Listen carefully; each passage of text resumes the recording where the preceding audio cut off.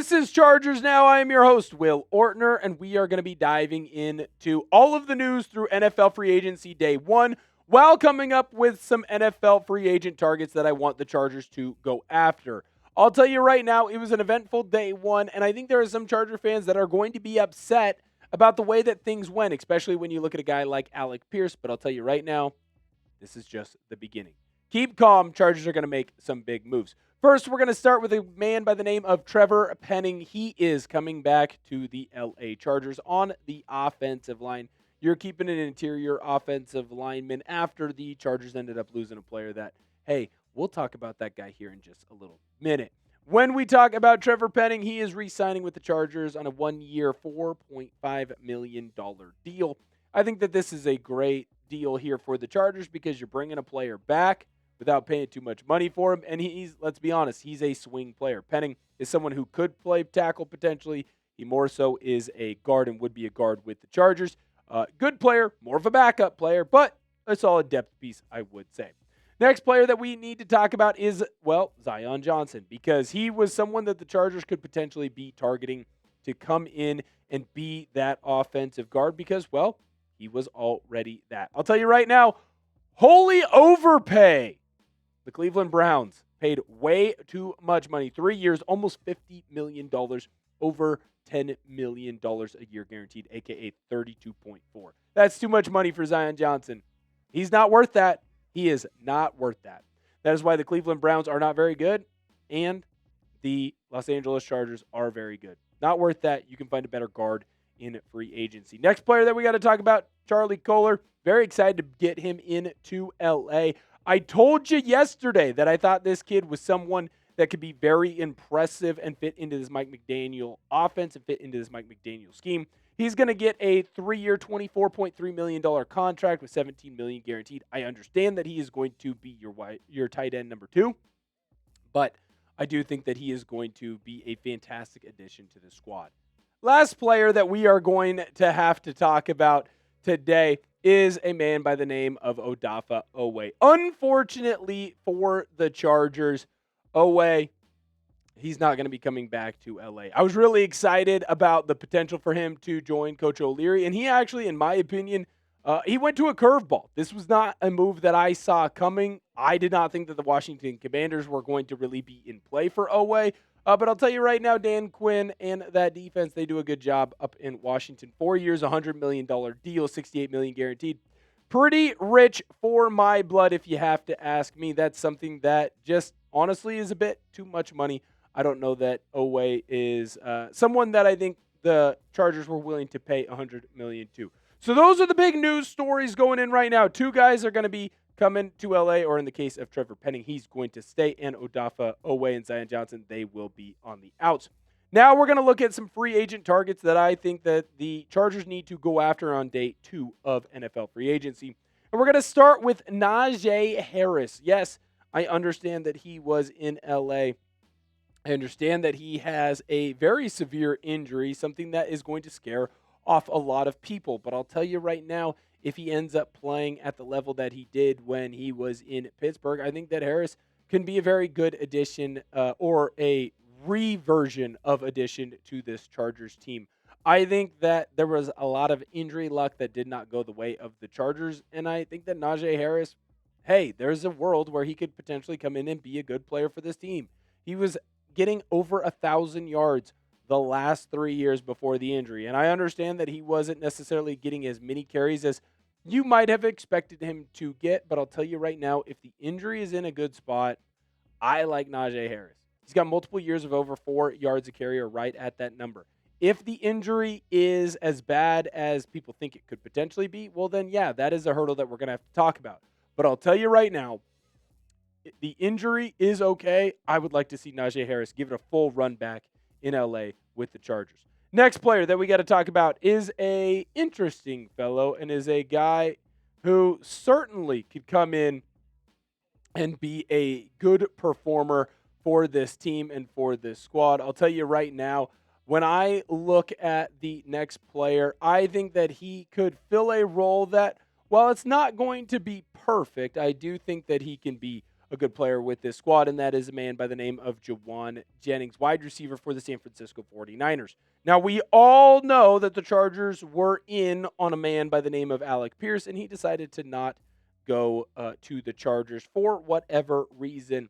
Now, Jennings, he's a little bit of a different guy. He's going to add into this team in a different way. Now, he's not going to be the deep threat that Alec Pierce was, but he is going to be someone that's going to be able to make big-time plays in the low red zone. What I'll be interested to see with a guy like Jennings, does he fit into the squad if the Chargers choose to move on from a man by the name of Quentin Johnston? Johnston has been someone who's been very successful in the low red zone for the Chargers. Jennings could easily jump into that role. You're not going to have the same deep play threat ability, but you will have the same red zone play ability. The 49ers, they're not going to want him because, well, I don't know if you heard, they signed Mike Evans. Mike Evans, better player than Jauan Jennings. So that could be something interesting that we dive into there. I would be fascinated to see if the Chargers brought him in, and I think that he could be a good target for the squad. How do you feel about the Chargers' most recent signings? Let me know down below in the comment section. I think that the Chargers did an okay job, but I'll tell you right now, it feels like there's a lot more money that the Chargers could use on some big-name players. So does that mean they're going to make some big moves, Cyril, going on later, tomorrow, going on the 3rd? I think so. Let me know how you're feeling right now in the comment section. Next player that I want the Chargers to go after is someone that I talked about yesterday, and guess what? Still hasn't signed anywhere. Alijah Vera-Tucker. He is someone that I think could easily add into the interior offensive line of this squad. Now, he's another guy like Harris who's coming off of a very bad injury, but when he plays at a very high level, he is someone that I'm very impressed with. It's also important to note that when you talk about a guy like Alijah Vera-Tucker, he is someone that is good in the run blocking game and in the pass blocking game. Does a great job. This, of course, coming from the 2024 stat year. Now, I do think that Vera-Tucker is going to be a little bit more affordable now. Not that the Chargers have to penny pinch because of the salary cap space that they do have. But I do think that you're going to be able to get one of the better and more, I guess I should say, premier guards in the National Football League on day 2, and you can get him at a cheaper price because, well, it's day 2. Next player that I want to take a look at, I find fascinating, and I am shocked right now that he has not been signed by anyone, and that is a man by the name of Bradley Chubb. Now, Bradley Chubb is an edge rusher, and I think he would actually fit unbelievably well into Coach O'Leary's defense. When you look at Bradley Chubb, he is going to get after the passer in a very, very similar way to our guy Odafe Oweh, or our former guy Odafe Oweh, I should say. What is interesting and even more impressive about Bradley Chubb is going to be able to get after the running backs too. When you look at Odafe Oweh, as good as he is at getting after the passer, he does struggle at times at being a good run stopper. So do not be shocked if you see a guy like Bradley Chubb come in, because in my personal opinion, he would fit this team just like Khalil Mack, and he'd be able to kind of take over in a year or two once Khalil Mack ends up retiring.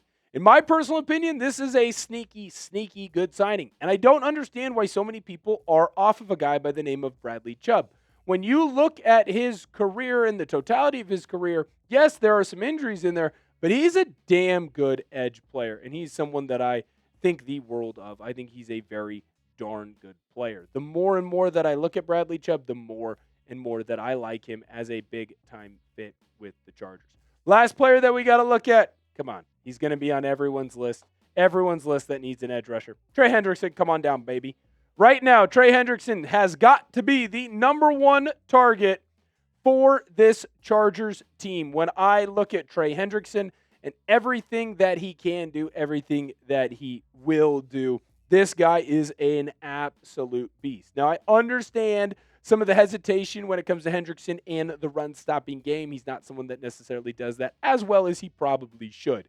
What I will say, I don't effing care. I don't effing care. There's other guys on this team that can get after the run game and can stop the run. Trey Hendrickson gets after the passer better than almost everyone else in the National Football League, including Odafe Oweh, a guy that you lost. There's plenty of space in the salary cap. There's plenty of room for the Chargers to go after him. The Chargers have been basically going all in, and they focused a lot of money at Alec Pierce. Now's the time to pivot. Joe Ortiz, do your best LeBron impersonation. Pivot. It's time to pivot and go and find a better option for this squad at the defensive end position, and I think that they can. What is your one-word reaction to NFL free agency day one? It is important to note that we are filming this video on Monday, March 9th at 7:18 Central Time. So if you see this and you say, Will, you're a dumbass, this player already signed somewhere else, and it's March 10th at noon, I'm going to tell you I don't care about your opinion. I do care about your opinion, though, if you're treating this the way that it should be. What is your one-word reaction to the NFL free agency day one? I'll tell you right now, it was hectic here at Chat Sports, but it was a hell of a lot of fun. Thank you guys so much for viewing today's video. Make sure that you hit that sub button. Chargers Now is exploding. We're on the road to 3K. We're going to get there very, very soon. And the only way for us to do that is with your help. So make sure you hit that sub button. Share it with your friends who haven't seen our content yet, and make sure they hit their sub button as well. Thank you guys so much for viewing today's video, and bolt up.